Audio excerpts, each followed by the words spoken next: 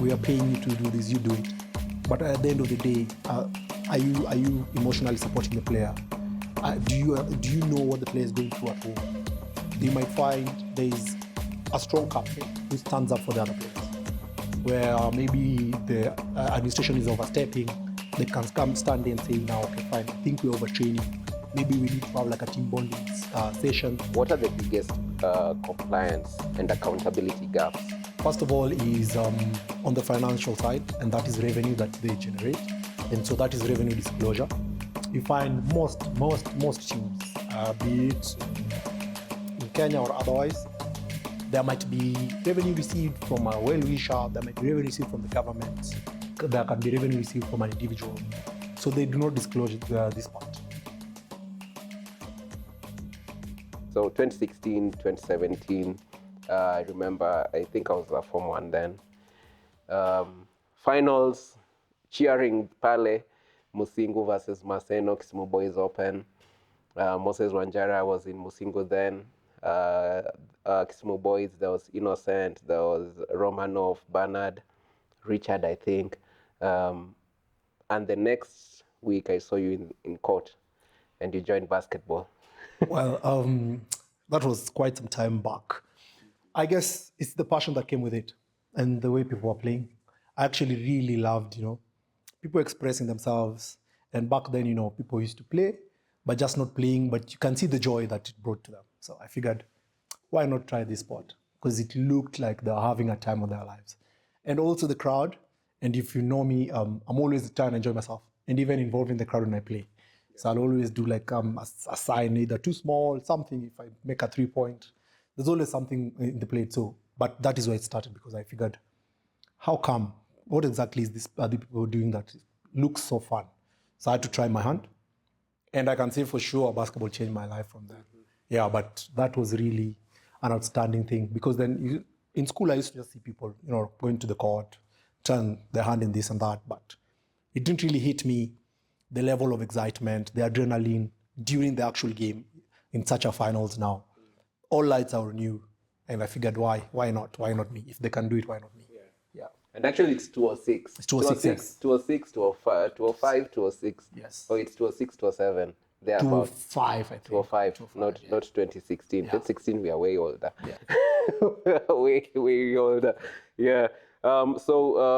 Another memory that I think comes in mind is 2008 provincial finals. I think we're in Migori. Yes. I think you had an injury in that game, Maseno versus Kisumu Boys. The finals. Yes. Oh. If I can take you down that memory lane. No, that's one of the memories I try to suppress. Yeah. It was very heartbreaking because I was literally about to. That was my last sort of. If we are losing, it's my last game for Kisumu Boys. Because that was my year and I was to sit for KCSE. And then now, just at the start of the game, I think at that time I was like the captain, team is looking up to me. Then I twist my left ankle, which has still been an issue until date. So definitely heartbreak to start with. I tried to push through the pain, try usual normal, like funga kiatu tuendelee. So like, yeah. Niko sawa, like coach, I'm good. Like I have to play this game. But I sprinted once up and down the court. I'm like, no, I can't do it. And so from there, like my heart was so broken. I remember even the consolation from my coach afterwards telling me basketball is not your mother. You've not lost a mom, so it's fine. It's just a game. But for me, I was like, this is the end of the world for me, man. This was the year that we were trying to beat Maseno because for those many years, Maseno was always well stacked. Like they had very many players and they were very good players. And to an extent that during those provincial games or the other games, the very good players never used to play. They were waiting to play against Kisumu Boys in the final. So it was our time and I was always gearing up to such. And just going back to what I said earlier, how I started basketball is at that point in time where the light shines the most, you cannot hide. You have to take responsibility. So that game, I figured this is the finals and this time we can beat them. And then now the injury happens at the most unfortunate time when the game just had started.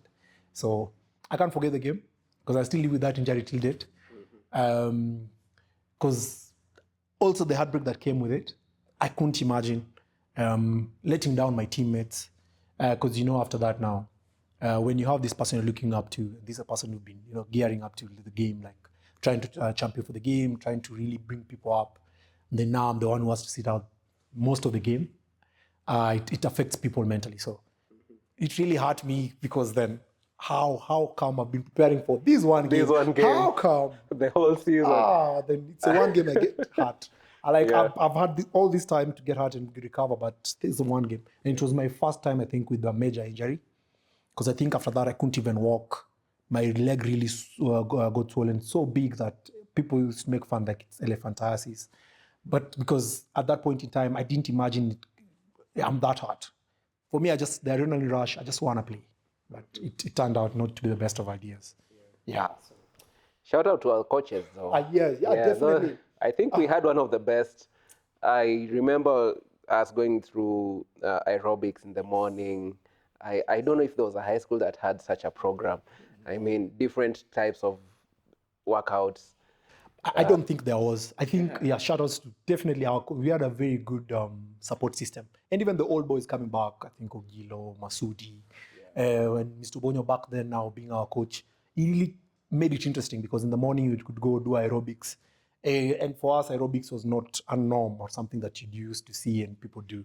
But now you're there enjoying with the music. So it made it very fun. And then it made it look like we related more with the coach because now you're playing for the coach. You're playing to win for the coach. And most of the time I've realized what coaches don't know, if players are playing to also win and playing for you, it's easier to win because then whatever you say, we're willing to die for you on the court. We're willing to come for training early. We're willing to put extra time.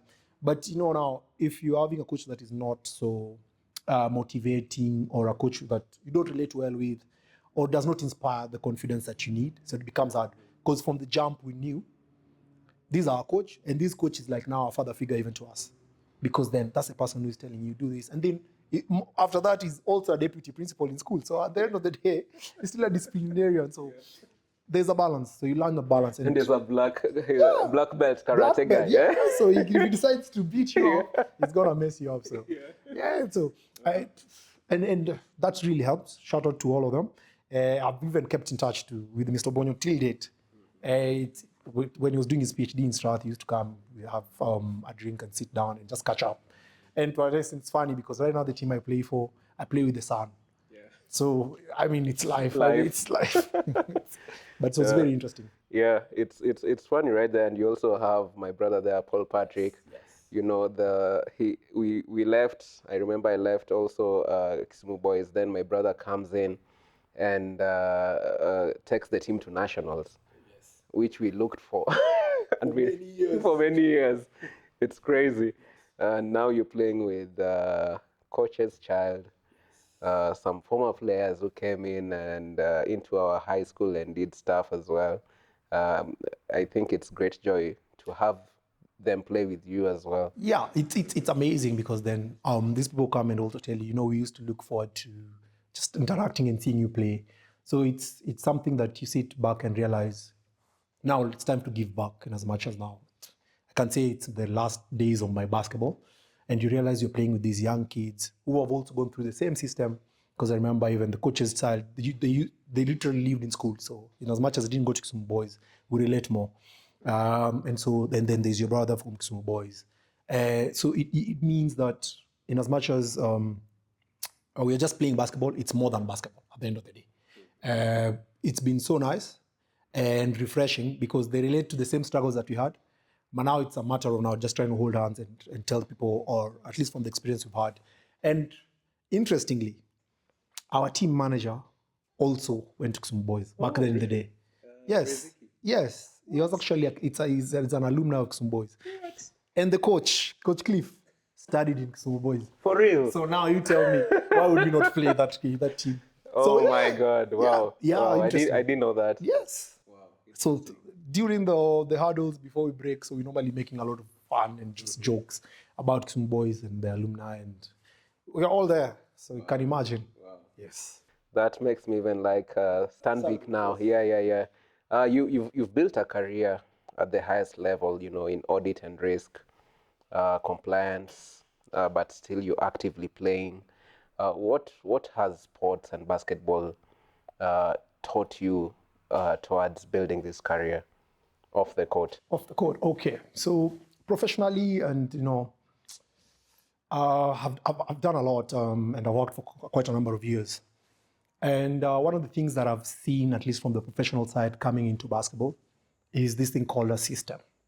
So I've been lucky, I can say, to work in very prestigious organizations, some international organizations. So there's a lot of systems inbuilt, and the systems is just not about talk or policies or what you say after the huddle or what we wish to happen. When you bring it back to basketball, the system that we have in basketball, as players at least, it's more, even as the federation or even as the different teams, it's more talk than actually doing the work. So the system built, I think, there's a lot of accountability, first of all, professionally, where you have tasks and you're going to be held responsible. But when you come back to now, like basketball, when we play, either we don't hold our coaches responsible or the players themselves or even the teams at large, to an extent that it's unfortunate where it's just normally, or we talk about this and that, but it doesn't come to be. And I was lucky because even when I started now playing basketball at Strathmore, there was a system. And I think maybe because of the institution itself, it helped. So there was a lot of accountability because I was on a scholarship. So in as much as you're on a basketball scholarship, there is something that is required of you, both from basketball and also from school. So you have to balance both. And if I like Strathmore because if you felt like now basketball is weighing you down, they would allow you, even on scholarship, take a break from basketball. Now you focus on school, because then there was mentorship where after basketball, now what next? Like now, this system that they had, it was making us be a bit more candid and realizing that whatever is happening right now is not the end of the world. And there was accountability from their perspective, because then they wanted graduates who can be employable. Yeah, and there was accountability from our perspective where we've been given an opportunity. We had to perform both on the court and in academics. And if we couldn't balance, then they bring you back to now focus on academics. So I think there's a lot of duality that I've picked. But I think most importantly, it's just we work in a system. As human beings, we live in a system, and a lot of professionalism that comes with working every day in the office. You can also translate it into sport. Because then you have to put in work. For you to be good at anything, you have to put in work. Anything that you do. So I've realized, I think that has helped me a lot, just the work ethic part. So if it's 9 to 5 job, do it well. Then when it comes to basketball, perfect something. If you're good at grabbing rebounds, if you're good at shooting, perfect it. Professionalism back at it. So do it so well. Yeah, so you dropped some threes last game, eh? That's been my nature, man. Yeah. That's who I am. There you go. Yeah, so speaking of systems, from your experience, well, what's one thing athletes understand about systems that administrators who are not really actively in sport don't or often miss? Well, I think for administrators, it's the wish that they talk about. It's like they talk about policies and the plans. But for athletes, it's what we live every day. More so now, like the fully fledged athletes who are basically the bread and butter is just from playing sports. It's the system for them is what they do and what they feel and what they go through every day on an everyday life. So from waking up in the morning to going to the gym, to come into the practice.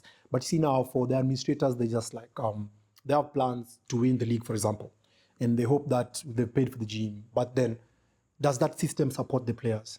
Because as an athlete, you live it every day. So if you're told that we need to beat, say, for example, Thunder, what plans do we have as a team? So an administrator will come and say, we've invested money, right? And we have players. But that's not it. As an athlete, now you know the work that you need to do behind the scenes. Are you feeling supported? So I think there's normally a different kind of life that people live. They're in two different worlds. So an athlete feels maybe not supported enough by the system that it's built by the administrator, who maybe is living in a world saying, we've already invested enough. We are paying you to do this, you do it. But at the end of the day, are you emotionally supporting the player? Do you know what the player is going through at home? At certain points where his life is high and down. but do you talk to the players? So as an athlete, it's normally very unfortunate because at the end of the day, you're looked at the results. On the weekend, did you win? But you're a human being and you're living in a system where you might not feel supported. There might be all the gyms paid, there's the balls, there's somebody, a coach, but you're human at the end of the day. Yeah, so I think that's a difference. Player welfare is huge, you know. Oh, yeah, player welfare. And I think that's the point that makes the difference of a championship team and, lack of a better word, a participator, you know. Yeah. I totally agree with you. And that's why you think even the teams that win, there's a lot of bond. Because then you might find there's a strong captain who stands up for the other players. Where maybe the administration is overstepping, they can come stand and say, now, okay, fine, I think we're overtraining. And as much as our job is to train and to win games, we don't think this Saturday is good for us. Maybe we need to have like a team bonding session. So if you have a player welfare that helps the team, but over and above that, even in a league that is being run, there's a very important value for player welfare. Like I think there's a time KBF, there was a very good chat that we need player welfare, and people organized and people came together, but then it fizzled down. Like right now, unfortunately, with the death of the elderly player that recently died, you'd realize if we even had a player welfare that is active, we could have helped the situation. Even at the point of death, where now we might even have some sort of, we've been putting some savings aside, or we can even decide now we hold the league accountable to ensure that every game there's an ambulance. At the end of the day, player welfare is very important. But without it, it's easier to speak as a block than individually. Yeah. So, and it helps because then the problems I might be having as an athlete, another athlete might have gone through the same problems. So even from there, we can borrow from each other and just, talk and get help that we don't necessarily need to pay for. So I think it's very key. From the teams themselves to have like players that come together, be like a brother's keeper. But over and above that, at a league level, there needs to be such initiatives. And you guys have been able to do it really well at Strathmore. I see when things happen to, your former teammates, current teammates, or even just anyone, alumni of Strathmore, be it a wedding, be it this, be it just fun stuff, be it, what can others learn from what you guys have to mirror it, or even to just create their own from what you guys do? I love to give a lot of credit to the coach. It starts from the head, to be honest. And both our coaches, both from the male side and the female side, back then it was Coach Sly, that was the coach, and now still Coach Tony for the male side. I think Tony made us live like a family, to an extent that when you joined the team, you felt part of a family. It was just not basketball at the end of the day.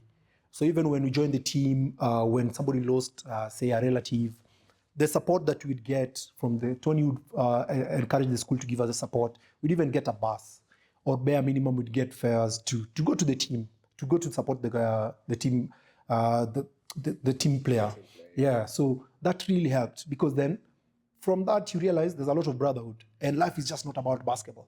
And over and above that, we used to have a lot of sit down with Tony after the practice, after the games, over the weekend. We'd sit, the whole team, and he did not discriminate. So first it started with Tony, but his personality, he does not hold any grudges. So I might go to a game and let him down terribly, and you'd imagine his bread and butter is being a coach, and he has to do well and win games and go to school and say that my KPI for the year was to win 10 games. I've won 10, but then I've let him down. Maybe he's won 9. But after that, after the game, after the court, he'd come, would sit, now just catch up, talk about his life, his experiences. And from there, as a young man, as we are growing up, we get to realize, okay, fine, this is like now a father figure, even somebody I can look up to. And to an extent that we normally say, if you played for Strathmore Blades, you know Tony's number offered. Every one of us, because if you run into a problem, until now, I know Tony's number offered. I don't know many people's numbers offered, but I still know Tony's numbers are offered. And it's all of us. So it brought a lot of brotherhoodness. To an extent, we have a WhatsApp group until date. People who graduated in 2013, 2012, 2011, we still keep tabs. We have a community to support each other, from both sides, both the male and the female. So we still see ourselves as one. And that has really made life easier, because then I walk my life on the other side of just life itself. Even guys who stop playing basketball, we're still friends, and we can reach out to one person, tells me, I think you're going wrong. There's a lot of advice. We hold each other's hands. So a lot of support system for that. And that has helped. So I think maybe most teams can emulate that, starting from the head, encourage a lot of brotherhoodness, and that will help, because then it will bring people together. Yeah. And if you have one goal, because Tony made sure that at the end of the day, we have one goal as a team, that we're always trying to win. And we always believe that no team can beat us on our good day. So if we are playing, we can win. Yes, so I think that really helped us. You've worked with lots of global donors. You said USAID, EU, the Global Fund. What are the biggest compliance and accountability gaps that you see in African sports, and maybe if you can bring it in Kenyan sports? Okay. I think I can go for 3 in terms of accountability. First of all is on the financial side, and that is revenue that they generate. And so that is revenue disclosure. You find most teams, be it in Kenya or otherwise, there might be revenue received from a well-wisher, there might be revenue received from the government, there can be revenue received from an individual. So they do not disclose this part. And so that brings the aspect of transparency, because then if you give money to support, say, a team, they're going for a tournament, say even national team, they're going for a tournament, but you realize a year later that this team, you give money to buy tickets, then they realize later that the tickets were not bought. They're saying they don't have the funds. So you see, that transparency, it takes away the goodwill, both from the investor side, the well-wishers, and even if you wanted to support the league that you had, because then you realize, what are they doing? Where is the money going? So one of the compliance issues that is normally there is that revenue declaration. They don't disclose normally, more often than not. And that is unfortunate. The other aspect of it is the expenses, accounting for those expenses. It's normally very hard, because then you have the money, but now somebody gets to spend the money. But do we get value for money, first of all? What is the money used for? So there is no supporting documents. Say, for example, even if you're hiring, say, Nyayo that we play at. So if you wanted to ensure that there is actual evidence that money is always being paid to Nyayo, so there has to be some sort of supporting documents. Where now if you come, first of all, you'd see there was a quotation received from Nyayo itself. There's then, when you paid, there's an invoice. The payment itself, you have to pay. Nowadays, I tell people, why would you use cash? Money has to be traced. There has to be like an audit trail, where if you're making payment, use the bank or use M-Pesa. At least in Kenya, we are lucky. So it's easy to make, and that gives you some sort of evidence, so that I can show. Even though, normally there's a time where people are bickering in the Kenya aspect, and the basketball specifically, where has the money gone to? And even rugby, we faced a lot of rugby, and it made the sponsors really pull out. And there's a time our sevens team really dipped, just because of accountability issues on how expenses are being used. What are we spending on, and is that allowed? Because then you realize, like the KBF, they have a constitution that they need to follow.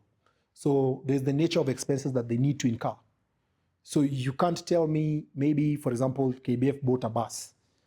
I would not understand, why are you buying a bus? Maybe it's for the national team. Okay, fine. Do they play every day? Do they need a bus? You need just to hire. So is it value for money? So there's some nature of expenses that we incur that would not make sense, right? And I think the other third thing, which basically fails all of us, is on procurement. It's one of the compliance issues that is normally there. And getting value for money when you're procuring something, it's normally very detrimental to most of these organizations. And even the teams themselves, like you have a team where there's a well-wisher who wants to buy you uniform. There are organizations that do very good uniforms, or even individuals. But because somebody, maybe I have a brother or I know somebody, so now I decide now, instead of following the right procurement channels, maybe advertising even the tender, or even getting 3 quotes, because you'll get so much value for money, if you pit me against you, against another person, I want to give you at a lower cost and I want to give you quality.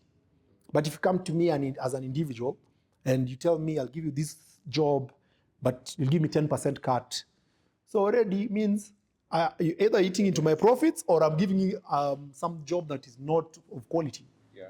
Because then that 10% is not coming from my pocket.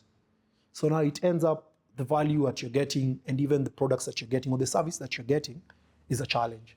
And that is one of the key areas that I normally look at if you're looking at most of these teams. Because now you realize more often than not, there's no segregation of duties. One person runs the joint. So they can decide, I know that person, you've always been wanting to supply me with shoes and I have this money, been given, say, 200,000 to supply shoes. How many pairs can you bring? Somebody can tell you, I can give you 50 pairs at even 50K. And are they quality shoes? Will they survive? And then what about their difference 150? So they say they spent the 200,000. So you see, that is where now fraud actually comes in a lot. And so that is one of the key areas. And I'm thinking if you look critically in most of the teams and even the federation itself, that is where most people want to be. When you speak of the three, what character does it speak to an investor or a philanthropic organization or an foundation? On their side, what does that tell, or what does that what message does that send to them and not to engage with you? Okay. So you see, I normally look at it in terms of if I was the investor and I'm seeing such kind of challenges, would I want to give my money? Because I know it's not going to be put into good use. In as much as I really want to help or I want to invest, because people really believe in sports nowadays, and it should be very well paying. And it should be able to, we should actually, as even individuals, should be able to come and form a team and support a team. To an extent, it goes to the bar, or if it's a football team, because it's lucrative. Everybody loves sports, it's entertainment. But with such challenges, I question myself, because do I really want to venture into a business that is either there's no return on interest, because the ROI, the return on investment is very low, because funds are going to be mismanaged. So if I give money, first of all, will it show that the money was received? And if it does, how was it used? Will I get satisfactory evidence that the money was used as required? And most importantly, the checks, the balances and the checks in such an institutions, are they there? I've realized most organizations, people just run them without professionalism. Like, I want to market KBF, and I don't know what marketing entails. I don't know. Or you're giving me social media to run the page, and I'm not cognizant of some of these things or how to pull a crowd. So there is essence of professionalism in most of these organizations. So get somebody who has gone to school at least or has experience, years of experience in doing some of these things. Because then if you're telling me I need to do a certain role, I know most of them are an elective posts, and so they're political posts. But that does not stop us from, after that now, person I'm working with, I need to be able to get somebody, a professional, to help me with some of these things. Because you see now, at the end of the day, we are trying to compete for the little resources that are there, against football, against rugby, against, so, and if you look at the love of basketball in the country, people love basketball. As we've seen recently, even Thunder has made people who don't even understand basketball to come and watch, just to watch. They're just there for, just like they're enjoying the experience. Just for the vibes. And so it means there is a lot of potential. But as an investor, do I want to put my money where I'm not sure it's going to be used? I think that is what is really, it's an issue for most of these investors, mostly corporates, because, as a corporate, you're answerable to somebody else. The CEO is answerable to the board. The board is answerable to the shareholders. So everybody is answerable to someone. So you can't just make a unilateral decision, not unless it's my own money.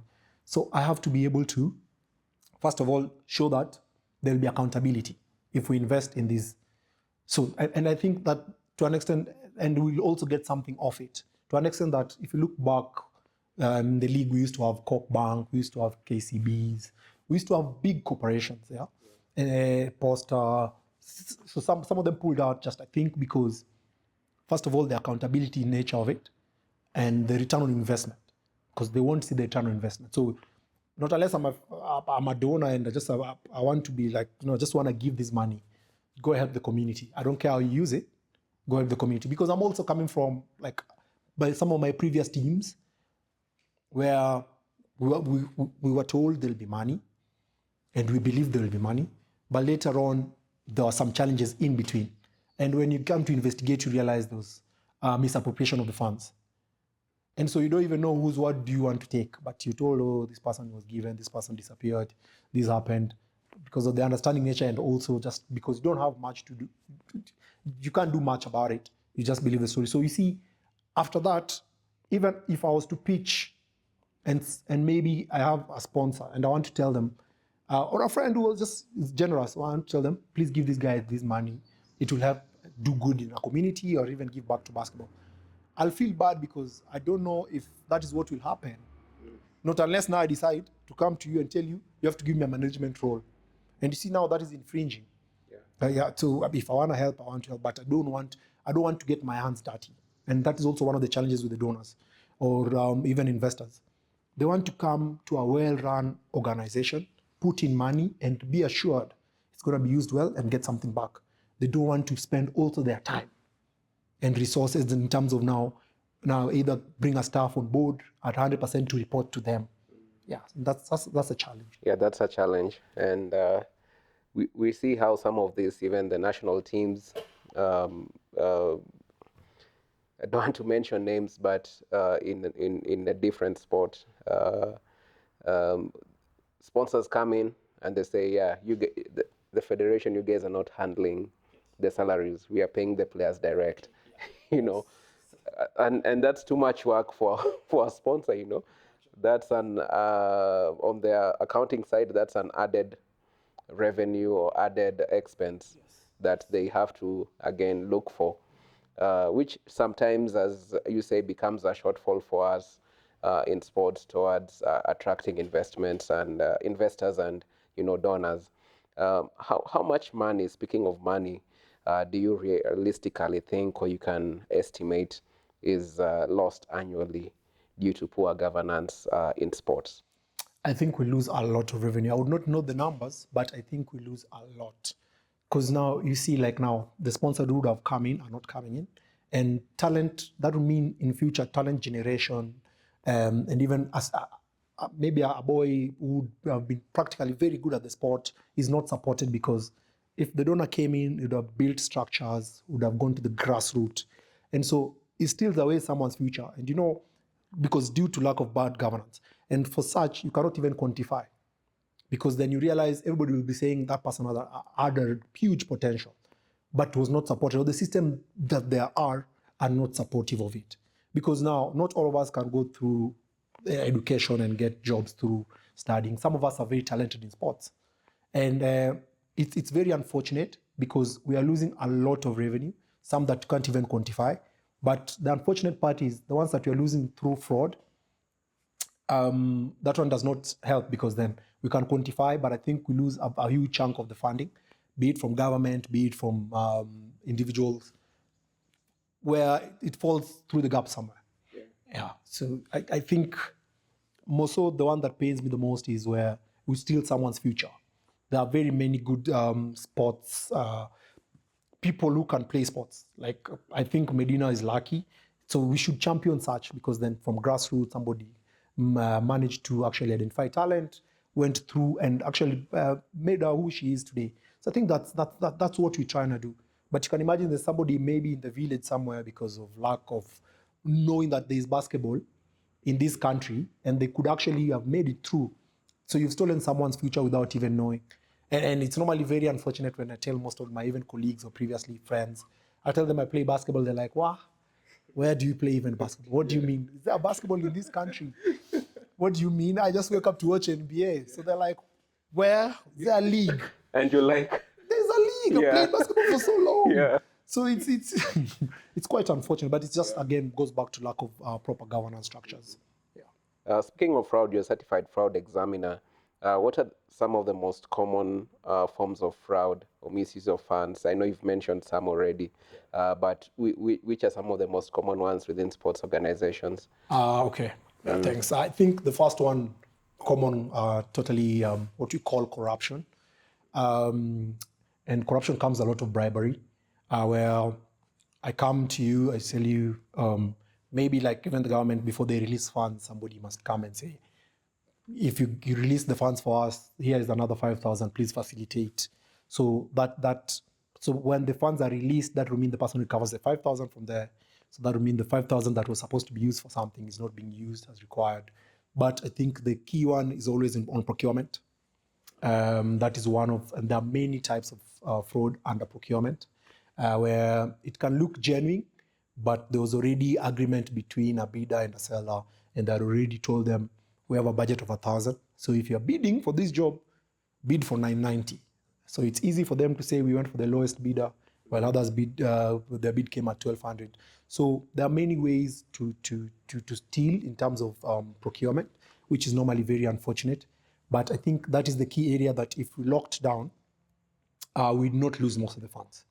But also in a country like Kenya, one of the ways that we lose a lot of money is through cash, paying via cash. I don't encourage it, because then you cannot trace how money changed hands. If we have many systems right now, like say for example, like KBF, for example, if when you're entering Nyayo, people pay. If they had a pay bill, which they can have, or a till where money is deposited, and now if even if you wanted to do an audit of how much we collected during the year, and this goes back to when you're calling an investor on the table, you want to show them we have the capability of collecting 20 million.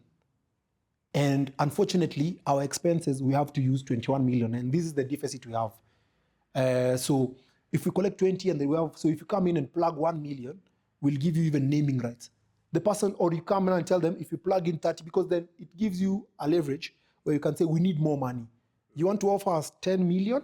No, we can't take 10 million because that does not even cover for our expenses. And this is the supporting evidence that we have to show that we can actually get 10 million, but we just need more, right? So that aspect of cash, it does not really help. And it causes a lot of fraud, because then if it's the easiest way to steal money. So I think we have to develop systems where KVF as an institution, it has a bank account. That's a bank account that is used for everything, regardless of the expense, or even if there's a petty cash where small amounts needs to be paid, they actually cater for it, where there's somebody responsible. There's accountability to it. So those are some of the gaps that I think there are. Yeah. Yeah. But it was really shocking. We did a workshop on financial literacy last year in December, money playbook workshop, and we realized about only 3% of federations in the country how to conduct audits, and just about 1% of the 3% conduct it annually. So it's a huge concern, because now, as you're saying, I never thought of it the way you've explained it really well, on the ripple effect of paying things in cash. They miss out on even those pitching opportunities where, okay, this is our expenditure is 10 million or X amount of money, and you investing 1 million, this is how it will be important to us, and it will translate to this impact, blah blah blah. Thank you for bringing that up, because I've personally gotten to understand the ripple effect of not just the stealing of cash, but also what does it mean to your systems when you go to pitch, when you go to mobilize resources more. Safeguarding is growing globally. It's a growing issue. How exposed are African athletes, especially as grassroots and semi-professional levels? wow, okay. Bringing it to Kenya. Yeah, safeguarding is something very close to my heart. And one of my main tasks, where previously as I've been working, has to been just doing investigation on safeguarding, ensuring that it's a survivor-centered kind of investigation, where the person who reported, or the victim, we call them survivors, we do that investigation to support them.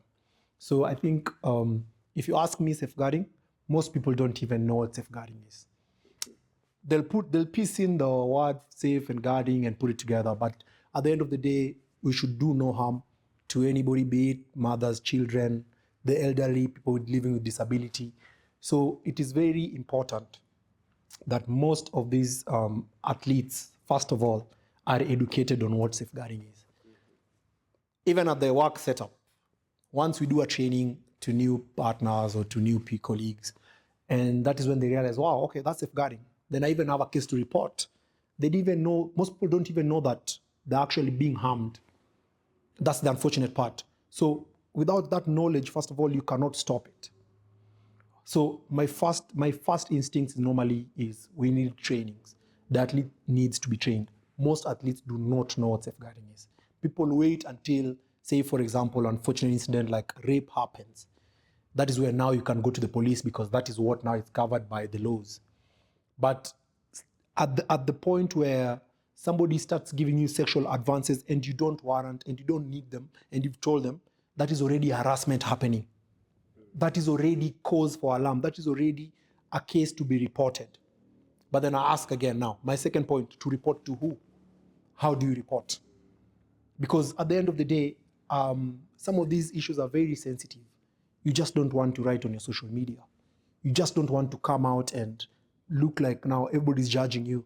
That was the person who was raped, or that was the person who was slapped, or that was. You want to be able to report in an anonymous way, all right, where the victim is actually very protected. Like me and you, if we have one person who's doing the investigation or working in there should be confidentiality. Where if I report, I'm sure you won't tell anybody, but you'll get to the matter of it. And so secondly, that we need now that aspect of reporting. Say if now setup of, if I bring it home now, KBF basketball, we've had some cases and there's a lot of charts back then in the day where what happened, people are laughing about which coach did what and how. To me, it was very hurtful because you find these are ladies who maybe don't even know, they're just trying to make a future or a better living for themselves and their folks back home. Or at the end of the day, I normally tell people poverty is the enemy because poverty is what makes us persevere a lot of things at the end of the day. So these are people who don't know, and people are taking advantage. And because they are not aware, or even if they are aware, they don't know how to report. They are feeling maybe they can't go and tell their parents. To their parents, this is a savior. Somebody who came and got you from home to give you a better living. That's a savior. So you don't know how to go and tell your parent. You don't know if you have to go to the administrators of the team. You don't know if you go back to the coach. Because then now we have to have a system where somebody can confidently, even in a team setup, confidently come and report. And be sure that there's confidentiality and be sure that that case will be investigated. And that is my third point. Do we have even people who can investigate such cases? Do we have people who know what safeguarding is to an extent that people who are qualified? Because there are even courses that you have to undertake to do investigations. There are courses that you have to undertake to know what you need to do and how you need to react. Because there are some cases that are very dire that you need to react with in the next 24 hours. So we normally have a requirement that within the next 24 hours, some cases that if they're reported, either you need to remove the victim from that setup and move them somewhere else. And that's one of the things I think I give Esther Passari's creating safe houses in Nairobi. I think that's one of the things, I don't know much about politics, but that's one thing I give her. Because then you need to get somebody like now, most people live in a setup where you can report maybe a neighbor, but the neighbor might be a man or it might be even a chief in the area. So once you report, we have to react. So if somebody was to report, say now, back to our situation, a coach, how do we ensure that this person can continue going through practice without necessarily now fearing for their lives, right? Because then some of these things, if you realize if you're guilty, it's in contravention of the laws, and now it requires jail time, and that somebody might protect themselves and decide maybe to even threaten a life. And how do we ensure that also emotionally or even mentally that person is taken care of thereafter after reporting?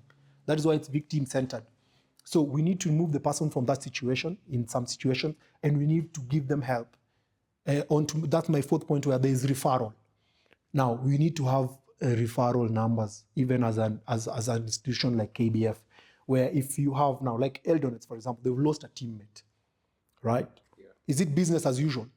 If I lost a teammate who I was playing with in a game, I don't know about others, but for me, it would not be business as usual. I would not even expect to play in a month or two. I'd want to grieve. I want somebody to talk to us. So we need to have and the referrals that are actually free. We need to have now somebody who's referred to go and talk to this therapist. There are numbers that are toll free. So we need to have, and we need to also have referrals to, if in case you're being raped, please go to this hospital. If in case you don't even want us to know, you don't want to report, but you're not feeling confident enough to report, just go for help at the hospital, because then medical records are private. These are the hospitals to go to. Do people even know that? Because you don't want, and it happens a lot in Kenya or even other situations where most ladies that were raped, they keep the child, or they didn't even know they'd get pregnant because they were young. They didn't tell anybody. So after 4 months is when they're telling people, and they start to show that I was raped. The people don't believe. And then now you see, now again, it goes back to that mental, it's going to mess the person up totally. So we need to have a referral system where if something is happening to you, please go this way, go that way. So it will help. So I think for me, safeguarding is very critical in terms of the lives of athletes, because of number one key thing is power imbalance, right? So you have this coach that you feel they own your future. This is a person who's gotten you from shags, this person who's training you. And so that power imbalance, you'll do anything for them. And now, or you got a coach who tells you, for you to play minutes, you have to give me this or that, right? So there's a lot of power, because they're the ones calling the shot. You're not at the same level. And so that is normally very unfortunate, because if that is not taken care of, a lot of people will really go through it. And it's unfortunate, because in our setup, I think it targets a lot of the girl child. And we have young girls straight from high school. They barely know anything. That's the first person they know who's promised them maybe a scholarship in the States, or maybe telling them, if you play for me, you have to give me all to this.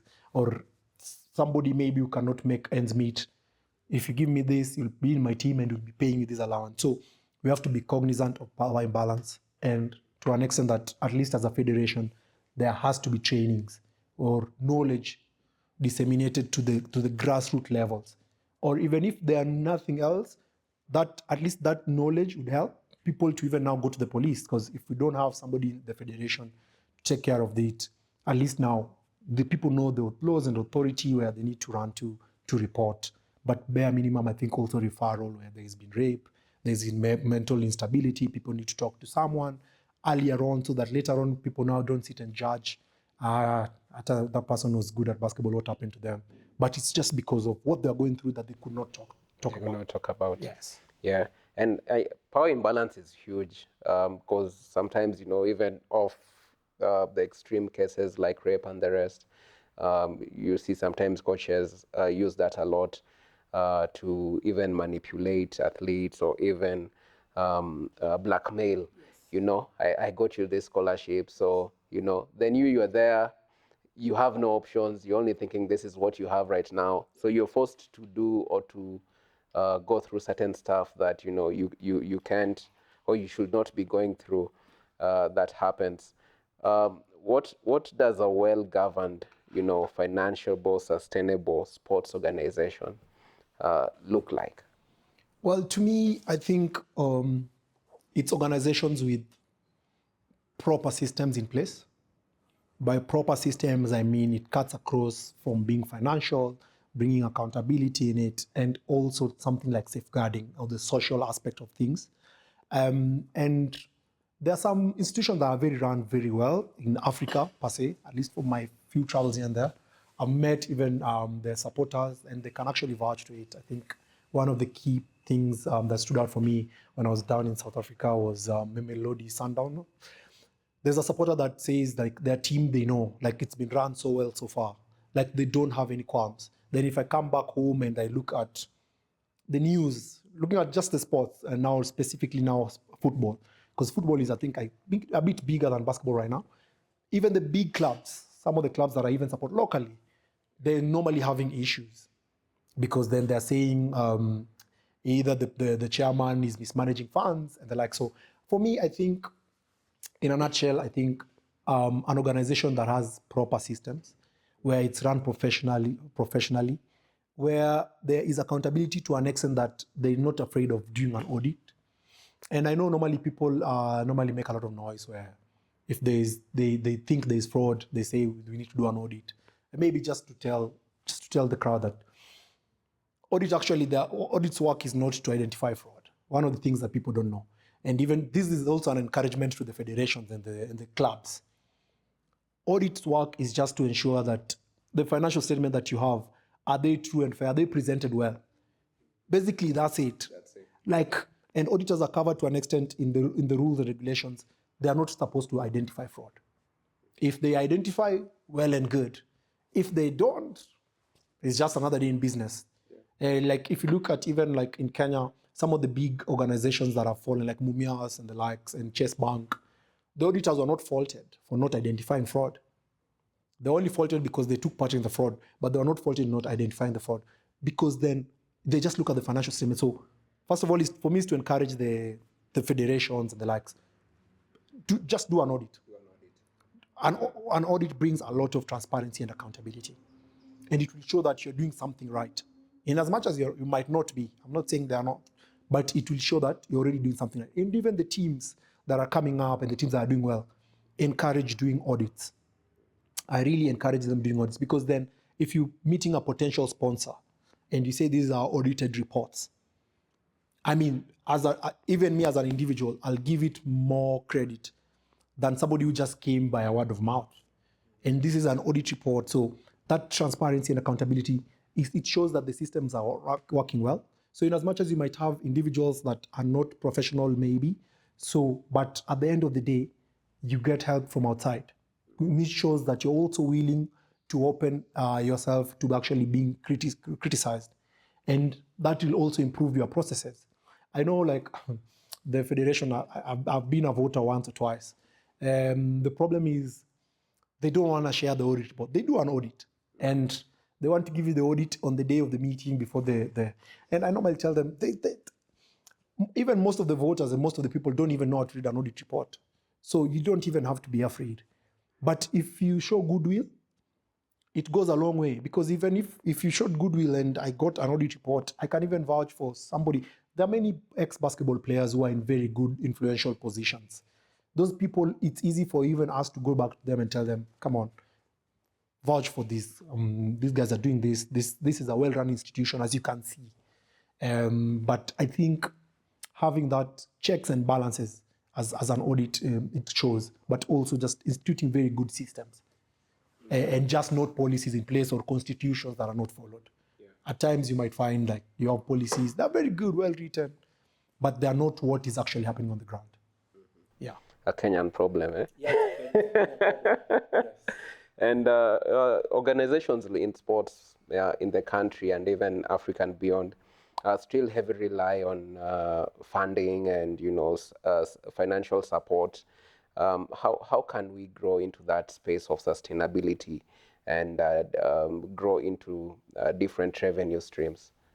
Well, first goes back to transparency. Because if you want investors to come on board, there are ready investors to come on board. And even picking for an example like BAL, that NBA Africa, they came and started their own thing because they realized maybe they could not trust most of the things that were happening because there's not that level of transparency. But if you look at BAL, there's a lot of transparency where they tell you, we are hoping to put in this much in the next 2 years. And so even if I was an investor, it is easier to work with somebody like that because then I know I'll get value for money. I can actually get something out of it. So and even us as teams that we play, we now want to play in the BAL because of that transparency, because now it's more lucrative. Because with transparency, there's a lot of investors involved. Then there's be a lot of it will be very lucrative for people to invest. That will mean it will trickle down to the players themselves. So I think for us to attract investors, there has to be a lot of accountability. There has to be a lot of transparency. And there has to be checks and balances put in where a third party can come and confirm that whatever you're saying is whatever is happening. And then that will bring comfort and trust between the organization and the investors. Like right now, if you wanted to invest in shares for an organization, the first thing you'd want to go is to go through their reports, go through their annual reports, go through their audit reports before you buy the shares, look at their market trends. So it would be easier for us to tell because there's a story and there's documentation. So like KBF, we've been in existence for 100 years, and this has been our trajectory, looking at these reports. So it would be easier for an investor to come on board and saying, I want to back you because of the last 5 years and what you have and the transparency that you have and what you've shown. It is easier for somebody now to bring you on the table and discuss. But it's very hard, or you'll have to work with you'll have to work with a bit crafty people, which is not what is recommended, because then you want to work with the best investors also, because then from there, it's even easier to go to another investor and tell them, I'm working with Safaricom, for example, to throw out a name, like you're working with credible organizations. Yes. And that will also ensure that if you bring transparency on board, you're compliant with the rules and regulations of the land. Because, for example, like the teams, I know right now we are trying to change the way we've been working as a federation in terms of the investments we have in individual teams. And if you want an investment or an investor to come on board, you have to be, first of all, compliant, because you don't want to invest in an illegal business. So say, for example, one of the things I don't know if people do it, but in terms of paying allowances, there's taxes onto it. Like now I know there are some teams that are making their players professional, fully professional. I hope they are. I don't know if they are, but I hope they are actually adhering to the tax laws. Because one of the requirements is if you're earning, I think right now it's over 30,000 a month, you have to pay taxes. That is PAYE, NSSF, NHIF, housing allowance. So that has to happen. I hope that is deducted, remitted to the government. And by that means, that organization must have been registered. For you to remit taxes, you must have a PIN. And for you to have a PIN means you have to be registered. And if you're registered, then now you can remit the taxes. And if you don't, there'll be repercussions. And unfortunate, as an investor, that's one of the first few due diligence checks that people do. Are you really following the law? Because tax laws are very important, for example. Like right now, the government is rigorous about collecting taxes. So it would be unfortunate for me to come put in my money and realize there was this non-compliance. Yeah, and to an extent that organizations, and even if you are registered, they need to be getting tax compliance certificates on an annual basis. I don't know if they have, because if an investor, like an organization, if I was to go back to some of the organizations I've worked in, if I wanted to pitch, they'll ask me, give us the tax compliance certificate. Then I'll come back to you and ask you, do you have a tax compliance certificate? Then now you see they cannot have you, or they cannot come to invest if some of these things are lacking, because it's a compliance issue. Definitely. Yeah. Speaking of multiple revenue streams, you're an Arsenal fan. Yeah, it's a good day to be an Arsenal fan. It's a good day. Oh, it is a good day. If you pick Arsenal, for example, you guys have, it's been a long time, towards winning a championship and all that. But the team as Arsenal still makes or has lots of revenue and makes money at the end of the day. Is it viable for clubs in Africa, teams in Africa, federations to start thinking of other viable investment opportunities for their clubs, for their teams, for the federation? You mentioned money markets. You mentioned are these available options? Yeah. Obviously. First of all, one of the things that really makes the Arsenals and the like stand out is because how they are run. They are listed in the stock exchange, because then they are run professionally. They are well registered. It's a club that is making revenue, and now it's getting money from the public, where I can buy Arsenal shares. From Kenya, I can comfortably buy Arsenal shares. I think as organizations, I think that is what we are working towards I'd hope so at least. But what happens at where we are currently, you find that only maybe one person is the one funding at least most expenses of the organization. And so this person is not open is not open to having other investors on board, first of all. So it limits the revenue stream. So the money that they're bringing in, it's maybe their personal finances, of which they've already be it invested in the money markets, be it bought shares, wherever they're getting it from. So I'm hoping that ideally, at least some of the local clubs, when we grow, we become an institution where it is easy for anybody in the world to buy shares into the club. And that would mean that it has to be listed. It has to go through, of course, verification. There's an amount of revenue that you have to be earning for you to be listed in the Nairobi Stock Exchange. So it has to go to an extent to that level, which I think we can in years to come, but it needs a lot of work to be put in. It needs a lot of support, because I don't think there's another club in the country that has done that, even from another sport. But I do believe it's something that is possible. And like, for example, like for the clubs that are currently struggling with investments, if you have like a donor, now that is where it comes in, even leave alone now that extent of ambition. If you have a donor, it would be nice to have a management that is aware of how to make money off these donations that you have, so that you just don't have it in the bank.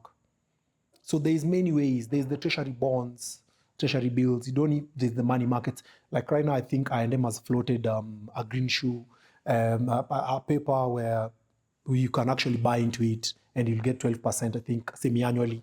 So there's a lot of ways these clubs can actually plan ahead. So if I have a donor, start of the year, then we start the KBF season, I need to pay salary for the 12 months. I plan for it. The donor gives me 1 million, say, and I need 500 up until June. I invest the other 500, because in June I'm going to get an extra some sort of interest that I can use to offset another expense or something. So there are many ways, and that comes now back to financial literacy, and if teams are being run professionally or with professionals in it.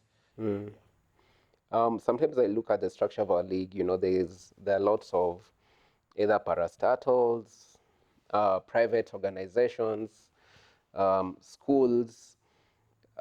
Sometimes I feel that's an advantage to make the teams, clubs sustainable. Case in point, I look at KCB Rugby, for example, the way it's structured, the club itself, the fan base that also have, their own association there on the side. It looks to be successful and how it's run. What are we missing on the basketball side, hockey side, where most teams are actually organizations, corporates, parastatals, but still we are not having successful. They're successful to an extent, but we are looking at longevity and growth and financial growth. What are we missing? I think it's good you even mention KCB Rugby. I think KCB also had basketball. Yes. Back then. And one of the things that really was not so attractive was the return on investment. So they wanted, if they put $1 million in it, in terms of the generation of the market, because now everybody's talking about there's a finals coming for KCB Rugby. The sports coverage, it's all titled is KCB. That's free marketing, more than they would have gone and bought the space on the newspaper. But now it goes back to how do we, as federations, for it hockey, be it basketball, how do we make it lucrative for the investors and the corporates, so that they can come in and stay and see value for it? Like, right, most of the corporates, as you say right now, even the basketball space, they're playing or running their basketball as a CSR.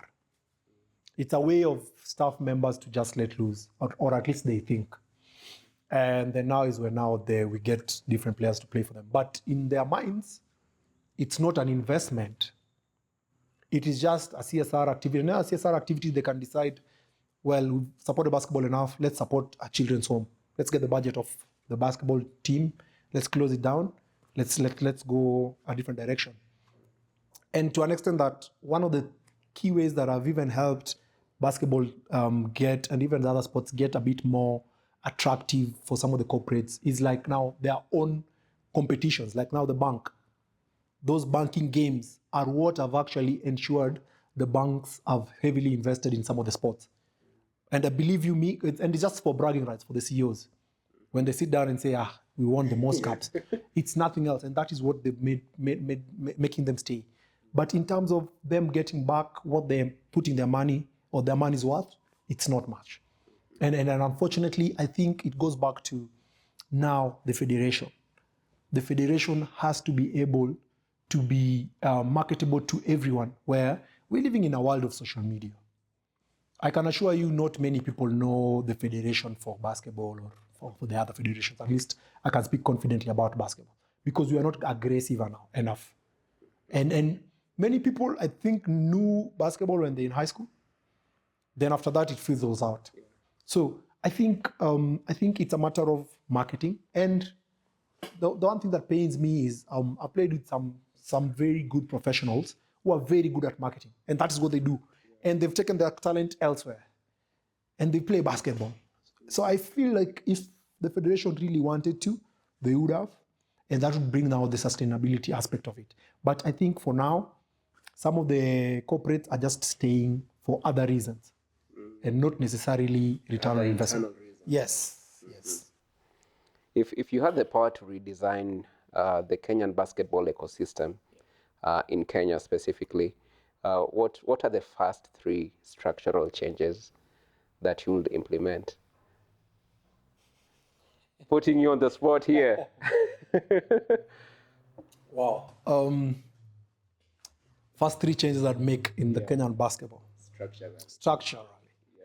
I'd bring professionalism into it.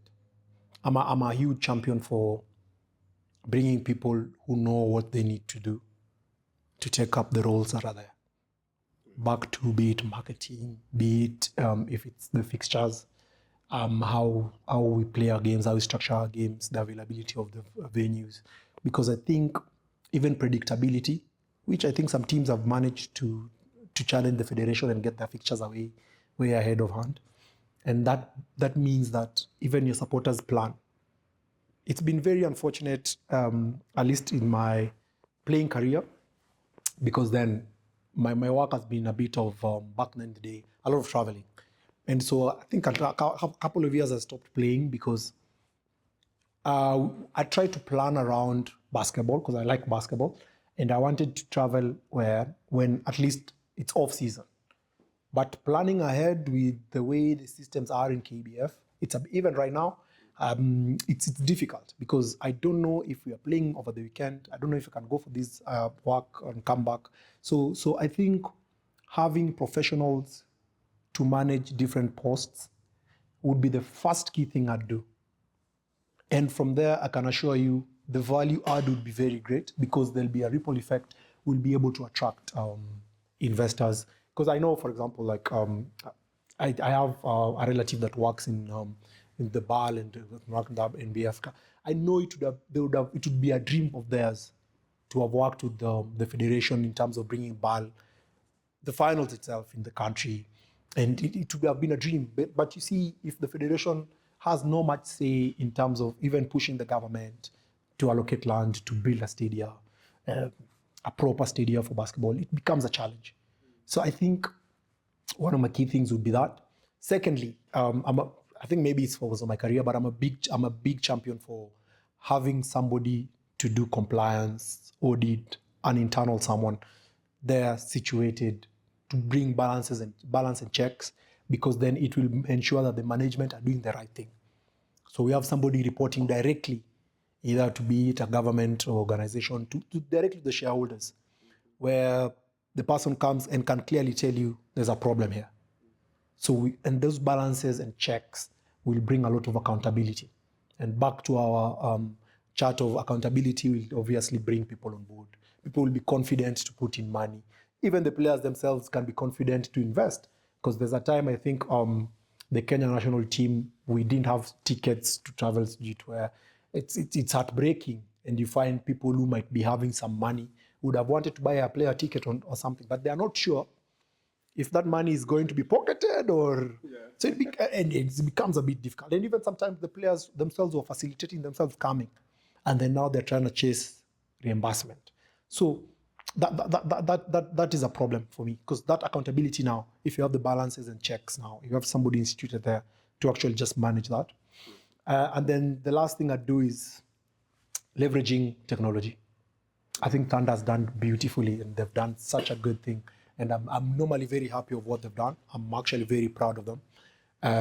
They've done a commendable job in terms of social media engagement. We're living in a world where everything right now it's on the phone. Everybody phone buzzes every minute.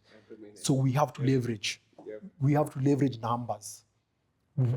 Thunder can fill a stadium by themselves without the federation easily, even on a friendly match. That is because of the social media. So we need to leverage that as a federation itself. We have to leverage that, because then that will change our fan base. And as investors, people want to say, I want to come invest, but I'm telling you my numbers, people who come to watch a game would be 10,000. So then per person, I can charge you per person. So that will mean whatever you bring on the table has to meet the support I have, because then it's going to reach people, and it's easy to do it via social media. It's the easiest way, if you ask me. So I think those three things. Those are three key things. Yeah, speaking of BL, you've had an experience of, experiencing BL, I think not once or twice. How was your experience there firsthand in the arena? BL has been amazing. I think it has picked up. I got an opportunity to even go, I think the first season, that time it was in Rwanda. Maybe I think the Rwandese, they love basketball. So even the other games, I think there's a time I also went to watch Kenya. They're well attended. But I think BL is very well run. First of all, in terms of, I normally give them a very big tick on security. Because one of the things you want to know if you're leaving your country to another country, you have to be safe. So the security is top notch. The venues are really well kept. There's access to washrooms. They're clean. They're well done. In terms of planning, I know the finals will be on a certain day. I just know I don't know the team. I know the certain day and the time. So if I wanted to travel, say, for example, to Rwanda for this year's final, I can plan ahead. Even if I can save, I can find my way. There's means. So I think the aspect of knowing that in a month's time or in 6 months' time, if I want to go, this is what I need to do. These are the resources I need to plan for. So giving that's fixture and that's predictability, what I've been lacking locally at least, really helps me, because then I'm going there, I know at 10 the game starts. Mm-hmm. And I'm sure the game will be on that day. So I don't need to travel and cancel, or, I won't be disappointed. Yeah. So, and that's when you realize internationally or even within Africa, people really love this game. And people really want to come and support. And so there's a lot of talent, actually, even within Africa and even in Kenya. So we need to give these guys an opportunity, and that BL has really done that. And that is what I really appreciate, because then even some of my friends can go and play professionally in some of these other teams and make a living. And so that is what we want to see, because then it means basketball can pay. Unlike our parents, when they heard you're playing basketball, what do you mean you're playing basketball? People are studying. So I think it has revolutionized basketball and even the competition nationally, because now everybody's competing. We want to be the team to represent and go to BL. The only downfall, I think, of it is, I don't know if the investors are getting worth their money, because I feel like once the team has qualified, now the teams that wins is the team that has the most cash in terms of bringing the best players. If you don't invest well in your players, like it's just now a matter of now, people are just buying players. Yep. Even the day before the game starts, you hear a team assigned this player. I think there should be a model where it rewards even also, like I can imagine some of the Thunder players who played the whole season locally, and the BL comes, you're not even featured, you don't even travel to go and support your team, you're left behind. So I think it's a bit heartbreaking, maybe because I'm also a player, so I feel for them. Because now if you qualify, you find that level of competition, they bring in new crop of players, and so unfortunately you're left behind. Even the coaches, some are left behind, so it's a bit heartbreaking. But for us as fans, now as a fan of going to watch, I enjoy the experience, because then there is proper basketball. Oh, and the after party is amazing. Amazing, eh? It is off the roof. It's amazing. Yep. Yep. And all that comes with planning and projection, as you said it, and some of the three key points that you brought up that are really key to the success of running any sports organization across Africa and across Kenya. On to the quickfire segment. One word to describe the current state of sports governance in Africa. Oh, well, let's bring it home in Kenya. I can say underwhelming. Underwhelming. Yeah. Biggest risk in African sports today? Corruption. Corruption. One system every sports organization must have immediately. One system every sport must have immediately. Yes. Accountability. Accountability. Yes. Or transparency. Yeah. Either way. Yes. On to the next questions. These are questions that usually are given a chance for our subscribers, also those who within our inner core family, and they usually tell them the topic, what we're going to discuss, and they give us this question. Africa has access to billions, global funding annually, but what is fundamentally broken that prevents sports from accessing and effectively utilizing these funds?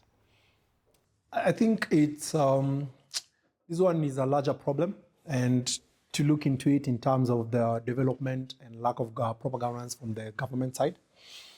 But I think Africa, we are recently colonized compared to the first worlds and the likes, and it's a challenge because then that one, the governments are trying to prioritize some things first, at least if you ask me, and then sport, entertainment have lagged behind in terms of development of stadiums. Because like basketball, you need a court to play. You can't just play anywhere. And most of us, we get to see courts once we get to high school, unfortunately. So you might find we start basketball a bit late compared to somebody you're going to compete with in the international level. The IQ might be very different. So I think it's just been underdevelopment in terms of Africa. But also, I believe you can do better because we have the resources. Specifically Kenya, I normally say we have a lot of resources, where if it's adequately used and the governance structures are supportive from the government, then I think you can do so well. Because you can't tell me in Kenya itself, we only have 2 indoor arenas, and one is not up to standard. So no, that cannot be it. And Kenya, we were leading Africa back in 1990s, as the best basketball team, or we were qualifying for this and that. So that would mean if we had continued the trend, we'd have had more of such. Because one thing that we don't appreciate as a country, I think, is sports as much. I know we put more emphasis on the industries that do so well, the agriculture and the likes. And even athletes themselves, they're making money because it's personal effort.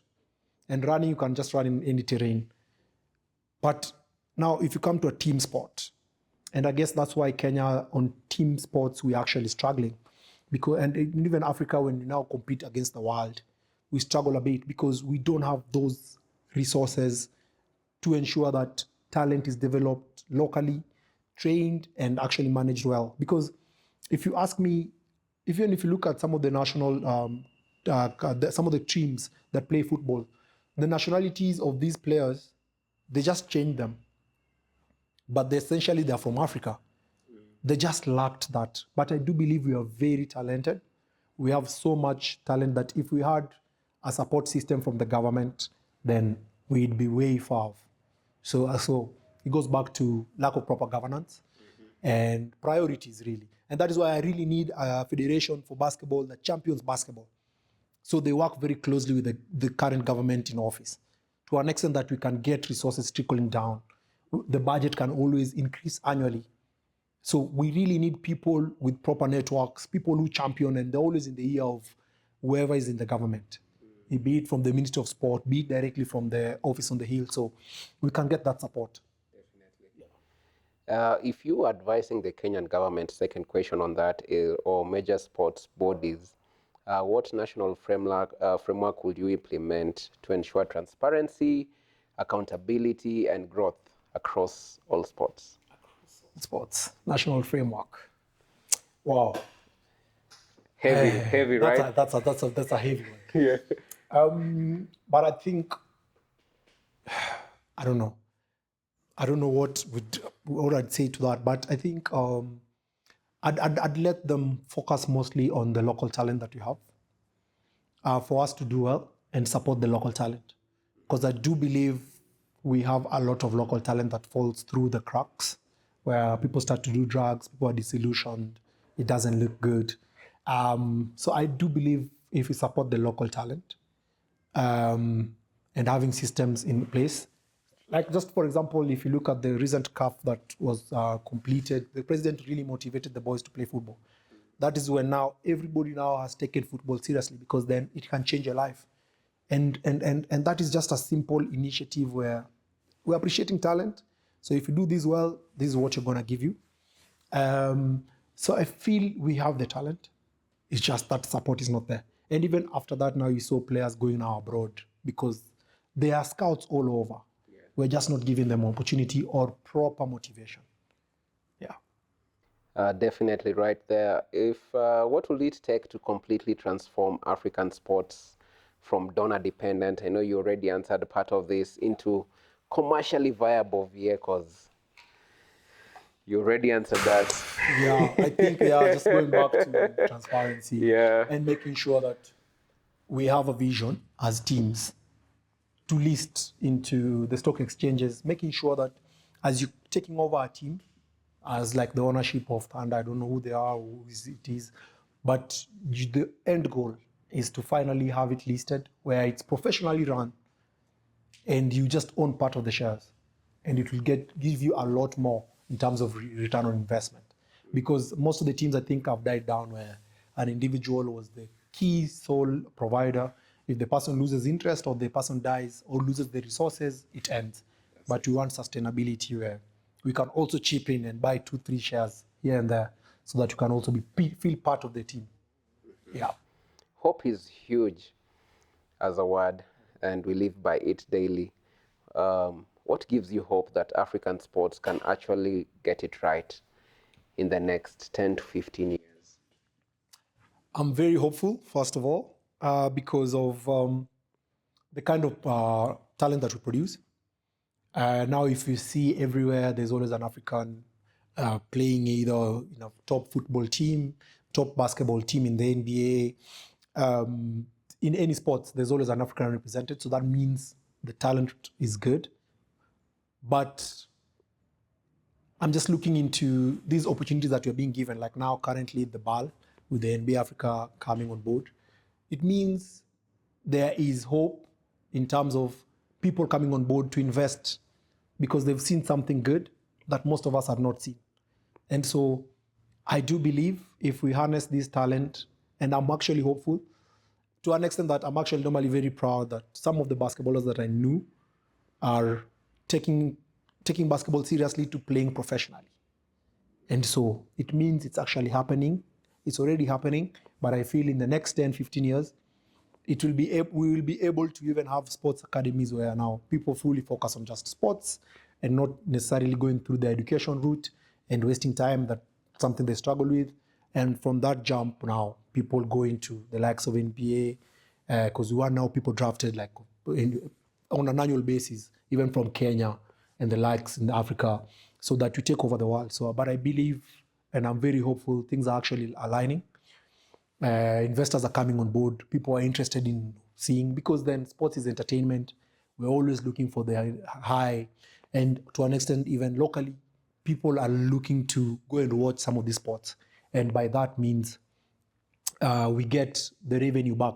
So like, for example, now, the last time there was basketball for Thunder in Rwanda, most of the Kenyans went to watch. So that means governments are encouraged, because they can see a lot of tourism increasing. They're getting revenue off it. So another government will replicate and another one. So I'm very hopeful as a person that at the end of it all, the athletes will be well taken care of. People can live off the sports. Yeah, just not, you don't have to go to an office to earn a living. But I'm very hopeful that we're going to get there. Yes. We appreciate you for your time, Cliff. Indeed, it's been great having you, sharing your wealth of wisdom and knowledge on, expertise on governance, expertise on audit, fraud, and how can we make and develop sports better, which we do here at Wima Sports, championing sports development. And before we wrap it up, if you can say one word to a 17-year-old you, a 16-year-old you, what would it be? Those looking up to you. Well, I'll say it in a sentence. Don't give up. Just believe in yourself. You can do it. Coming from my journey, I didn't see myself here today. Coming from where I was, one of my experiences is it's actually possible. It's anyone's world. Just don't give up. Believe in yourself. You can do it. We believe in you, and you can do it. Definitely, it's anyone's world is the word we wrap it up with today here at Wima Sports. It's your host here, Jermaine, signing out.